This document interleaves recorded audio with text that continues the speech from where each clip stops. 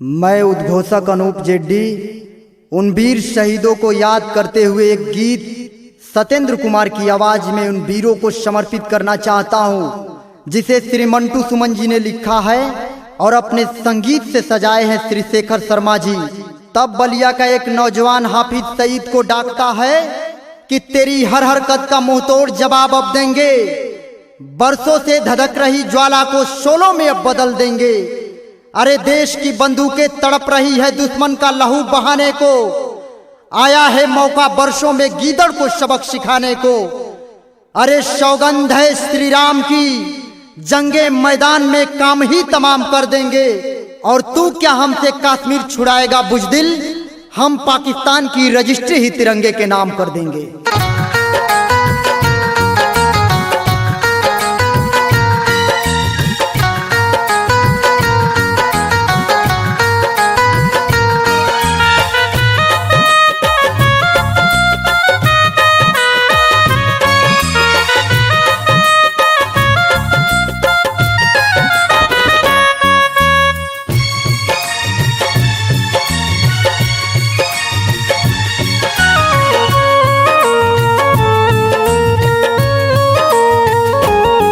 काहो करेगी लड़ैया भुला रे गईला लेके ही जड़न के फौज उतरा गईला काहो करेगी लड़ैया भुला रे गईला लेके ही जड़न के फौज उतरा गईला काहो करेगी लड़ैया भुला रे गईला।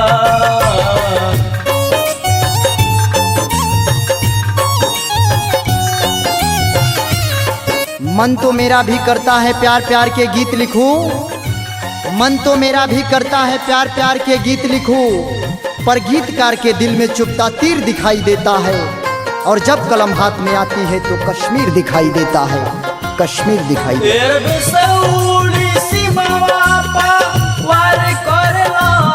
छेड़ के भारत के गलती हजार करेला।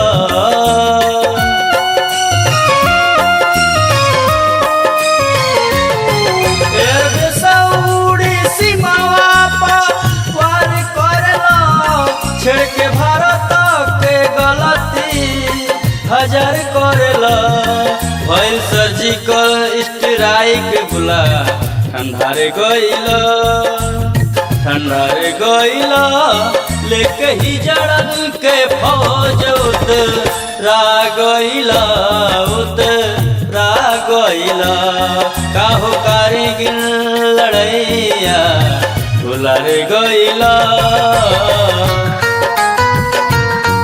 धर्म बदलने से भगवान नहीं बदलेगा, मौसम के बदलने से ईमान नहीं बदलेगा। धर्म बदलने से भगवान नहीं बदलेगा, मौसम के बदलने से ईमान नहीं बदलेगा। अरे बदलेंगे हमारे सर के सारे कफन, पर हमारी यान नहीं बदलेगा। और बदल जाएंगे सारे मुल्क के ईमान, पर हमारा हिंदुस्तान नहीं बदलेगा। जबल धरती आकाशी चांद रही, फौज बेटवा के जबले सांस रही।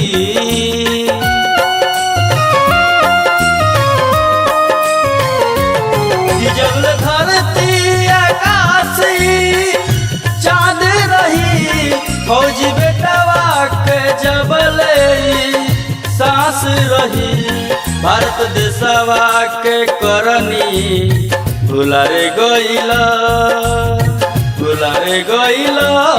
लेके ही जड़न के फौज उतरा गईला काहो करेगी लड़ैया भुला रे गईला।